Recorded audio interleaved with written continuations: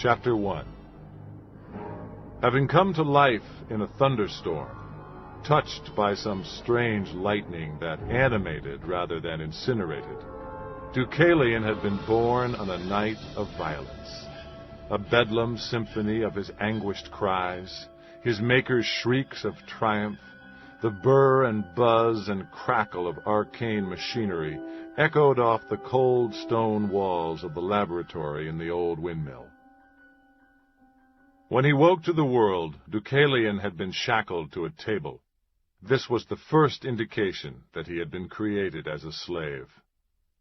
Unlike God, Victor Frankenstein saw no value in giving his creations free will. Like all utopians, he preferred obedience to independent thought.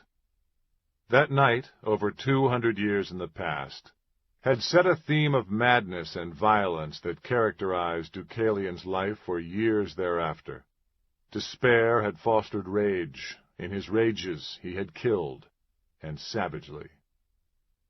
These many decades later, he had learned self-control. His pain and loneliness had taught him pity, whereafter he learned compassion. He had found his way to hope. Yet still, on certain nights, without immediate cause, anger overcomes him. For no rational reason, the anger swells into a tidal rage that threatens to sweep him beyond prudence, beyond discretion. This night in New Orleans, Deucalion walked an alleyway on the perimeter of the French Quarter in a mood to murder. Shades of gray, of blue, of black were enlivened only by the crimson of his thoughts. The air was warm, humid, and alive with muffled jazz that the walls of the famous clubs could not entirely contain. In public, he stayed in shadows and used back streets, because his formidable size made him an object of interest, as did his face. From the darkness beside a dumpster, a wrinkled, rum-soaked raisin of a man stepped forth. "Peace in Jesus, brother." Although that greeting didn't suggest a mugger on the prowl, Deucalion turned toward the voice with the hope that the stranger would have a knife, a gun. Even in his rage, he needed justification for violence. The panhandler brandished nothing more dangerous than a dirty upturned palm and searing halitosis. $1's all I need." "You can't get anything for $1, Deucalion said. "Bless you if you're generous, but $1's all I ask." Deucalion resisted the urge to seize the extended hand and snap it off at the wrist as though it were a dry stick.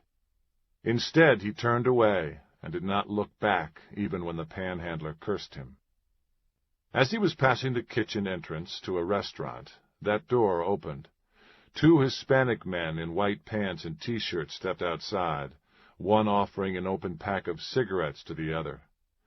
Deucalion was revealed by the security lamp above the door and by another directly across the alley from the first. Both men froze at the sight of him. One half of his face appeared normal, even handsome, but an intricate tattoo decorated the other half. The pattern had been designed and applied by a Tibetan monk skillful with needles, yet it gave Deucalion a fierce and almost demonic aspect. This tattoo was in effect a mask, meant to distract the eye from consideration of the broken structures under it, damage done by his creator in the distant past. Caught in the crosslight, Deucalion was sufficiently revealed for the 2 men to detect, if not understand, the radical geometry under the tattoo. They regarded him less with fear than with solemn respect, as they might stand witness to a spiritual visitation.